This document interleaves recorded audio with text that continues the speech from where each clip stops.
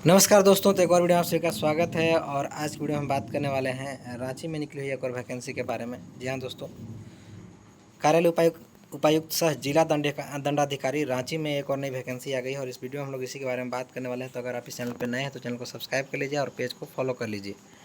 बाकी हम लोग आगे बढ़ते हुए इस वीडियो में इस वैकेंसी के बारे में जानकारी आपको देते हैं। तो चलिए हम लोग शुरू करते हैं। तो यहाँ पर देखिए फटाफट से, यहाँ पर आपको दिख रहा होगा दोस्तों, ये जो एप्लीकेशन है वो निकला हुआ है कार्यालय उपायुक्त सह जिला दंडाधिकारी रांची के माध्यम से सामाजिक सुरक्षा कोषांग जिला बाल संरक्षण इकाई नियुक्ति संबंधी सूचना है यहाँ पर। ठीक है, क्या है भाई?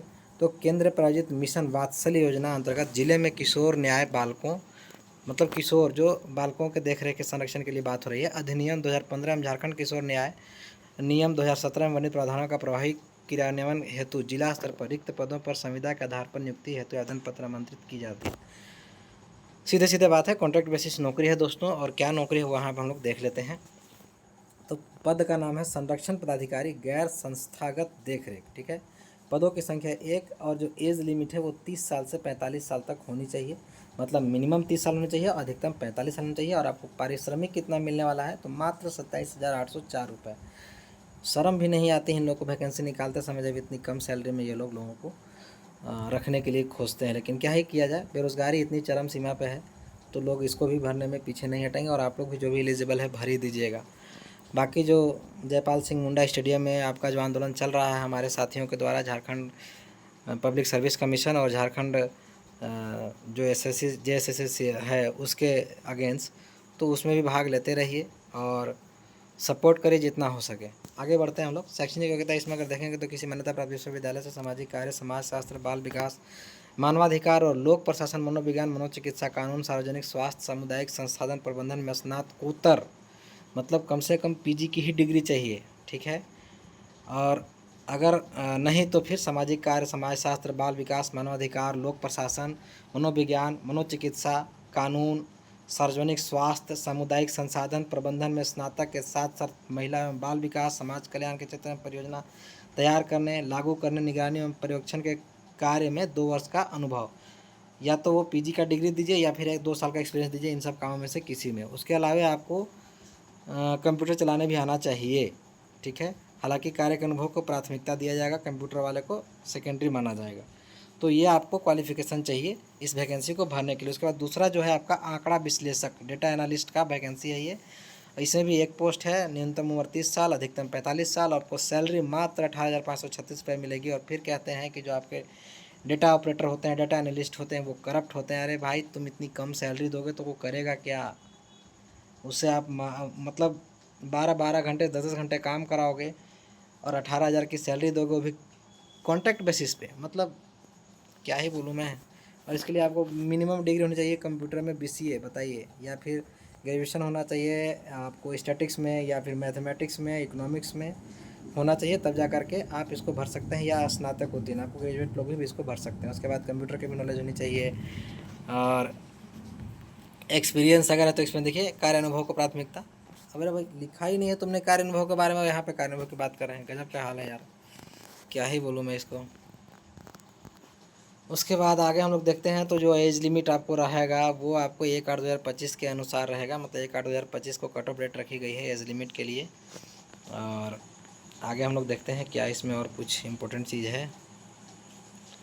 चयन की प्रक्रिया में आ जाते हैं दोस्तों। तो पदवार नियुक्ति पदाधिकारी तथा उनके नियंत्री पदाधिकारी नियम 16 के अनुरूप होंगे। आवश्यकता अनुसार नियंत्रित पदाधिकारी का संसूचन महिला एवं बाल विकास एवं सामाजिक सुरक्षा विभाग अलग अलग से संकल्प परिपत्र के माध्यम से कर सकेंगे।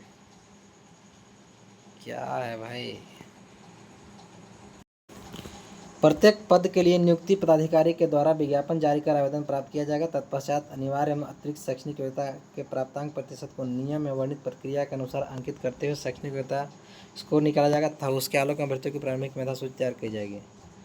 बात तो वही है ना दोस्त, एग्ज़ाम नहीं लेंगे, मेधा सूची करते रहते हैं। और मेधा सूची के नाम पर ही लोग यहाँ पे जो भी सुनने में आ रहा है कि, खैर इसके बारे में राधा गोविंद यूनिवर्सिटी के बारे में तो पहले से भी मैंने सुन रखा था। और एक और अभी कौन सा वाईआरएफ की कौन सा एक आपका रांची यूनिवर्सिटी के बारे में पता चला है, जो कि फ़ेक डिग्रियां बना करके दे रहे हैं। फेक मतलब नहीं, डिग्री ओरिजिनल ही दे रहे हैं लेकिन पैसे से दे रहे हैं। मतलब 30,000 40 रुपये दीजिए और आपको जो डिग्री चाहिए ले लीजिए और जितने नंबर चाहिए उतने ले लीजिए। तो आप सोचिए कि अगर इस तरह की वैकेंसी निकलेगी कॉन्ट्रैक्ट बेसिस निकलेगी, जिनमें आप सिर्फ मेरिट नंबर को देंगे तो कोई भी आदमी आपके पास ग्रेजुएशन में 80%, 85%, 90% लेकर के पहुंच जाएगा और आप उसको नौकरी दे देंगे। 2 साल वो नौकरी करेगा, 50,000 रुपये देकर उसने सर्टिफिकेट बनवाया था, उसने 2 लाख रुपये कमा लिए भाई। ये गलत तरीका है भाई, ये मेरिट बनाने का गलत तरीका है। आप एक छोटा सा एग्ज़ाम भी कंडक्ट करवा सकते हैं, अगर एग्ज़ाम कंडक्ट करवाते हैं तो आपको सही कैंडिडेट भी मिलेगा। मजाक बना दिया इन लोगों ने। जब से मैं देखता हूँ जितनी भी कॉन्ट्रैक्ट बेसिस नौकरियाँ होती हैं उसको मेधा सूची के नाम पे बर्बाद किए रहते हैं लोग। क्या ही बोलूँ मैं। चलिए आगे इसको देख लिया आपने, मतलब मेरा कंसर्न वही था मेन।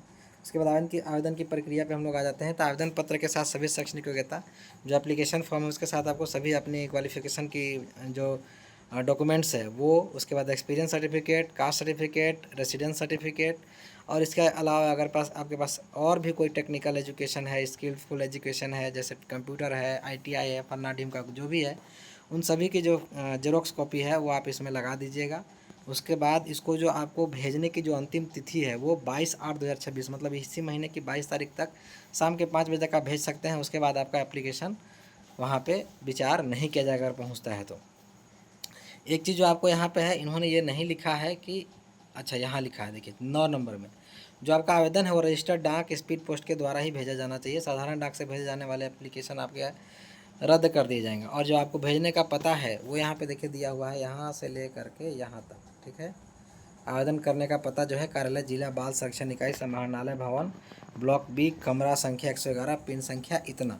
तो इस एड्रेस पे आपको अपना एप्लीकेशन भेजना है। और यहाँ पे देखिए एप्लीकेशन फॉर्म है, ये आपका एप्लीकेशन फॉर्म, जिसमें आपको सबसे पहले नाम, पिताजी का नाम, जन्म तिथि, जेंडर, उसके बाद आपके यहाँ पे एक फ़ोटो चिपकेगा, passport size, mobile number, email ID, nationality, marital status, married unmarried, category, address of communication, present और परमानेंट एड्रेस दोनों ही देना है। इसके बाद एजुकेशन क्वालिफिकेशन है यहाँ पे, प्रोफेशनल क्वालिफिकेशन अगर आपके पास कोई है तो वो भरना है, वर्क एक्सपीरियंस अगर आपके पास है तो वो भरना है, whether presently serving in any government undertaking organisation.